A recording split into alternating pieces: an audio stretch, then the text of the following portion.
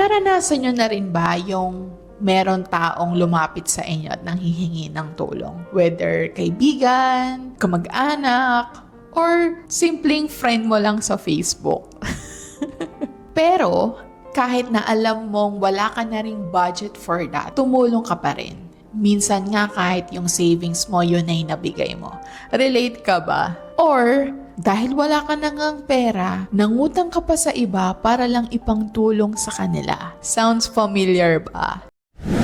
Hey guys! Welcome back to another video. I am Gwen Salmarin, the Millennial Breadwinner, and I empower breadwinners to become generational wealth builders. So, for today's video, I want to share what is the greatest, I would say the greatest financial mistake that breadwinners make in terms of finances that makes them poorer every single year. So if you want to avoid this disaster too, please watch until the end of this video. Naranasan nyo na rin ba yung meron taong lumapit sa inyo at nanghihingi ng tulong? Whether kaibigan, kamag-anak, or simpleng friend mo lang sa Facebook. Pero, kahit na alam mong wala ka na ring budget for that, tumulong ka pa rin. Minsan nga kahit yung savings mo, yun ay nabigay mo.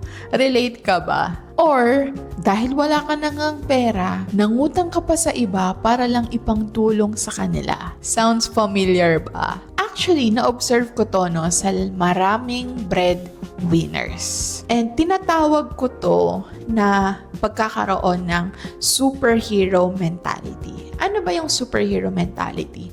It means that we feel that we have to save everyone else from their own troubles or problems. Parang si Superman, di ba?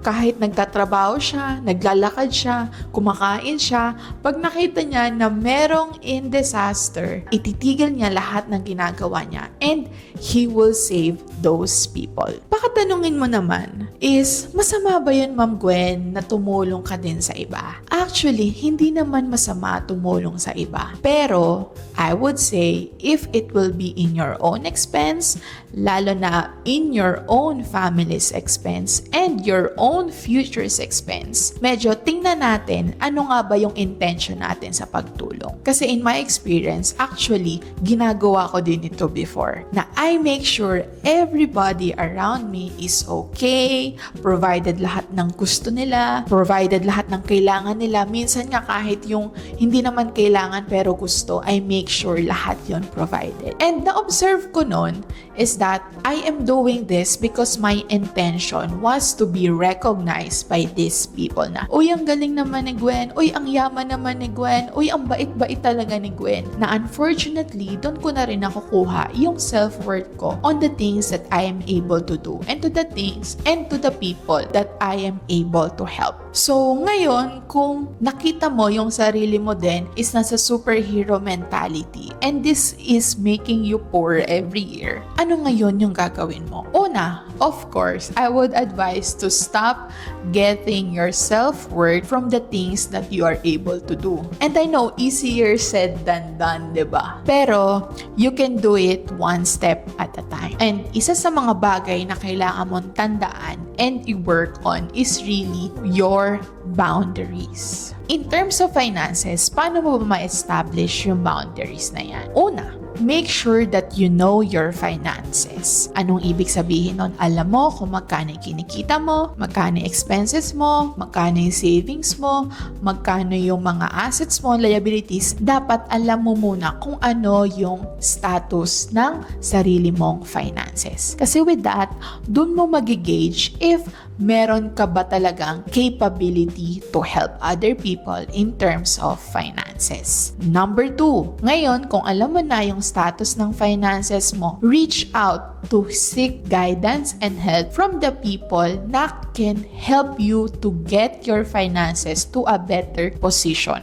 So, for example, reaching out to a financial planner or a financial advisor para din makita mo what are the things that you can further improve. Number 3, now na alam mo na yung finances mo, nakapag-reach out ka na, you already have a coach, dun mo din kasi ma-determine how much ba yung kaya mong i-let go for you to be able to help other people. And ngayon, since na-determine mo na yon, it is now to stand in your boundaries. For example, nakita mo na, meron pala akong extra 2,000 pesos every month that I can give to other people who are in need.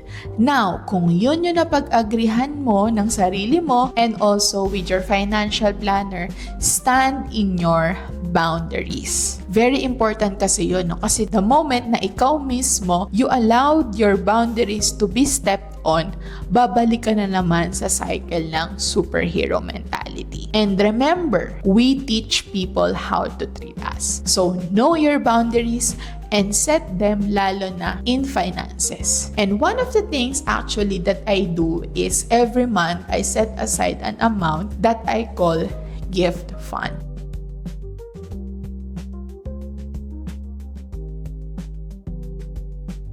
Kasi in my experience, hindi mo naman din maiwasan na merong friend na would ask for help, merong mga kamag-anak na may medical emergencies. So I set aside that amount so that pag dumating yung mga moments na yon, meron akong ibibigay kasi I also believe din naman in the power of giving. Pero by having a gift fund, alam ko sa sarili ko yung how much lang yung budget na kaya kong i-help and I can let go. So pag binigay ko yon, I don't expect anything in return anymore and I feel great, kasi number 1, I stand on my boundaries, and number 2, nakatulong ako, and then number 3, nagawa ko yung 2 things that I really want without also jeopardizing my own finances. And why you should do it? Because this is the hard truth. When everything goes south, even when it comes to your family, your friends, or the people you meet in social media, their priority is their own families and their own self. So make sure you have taken care of yourself first, you have taken care of your family second, and that's when you take care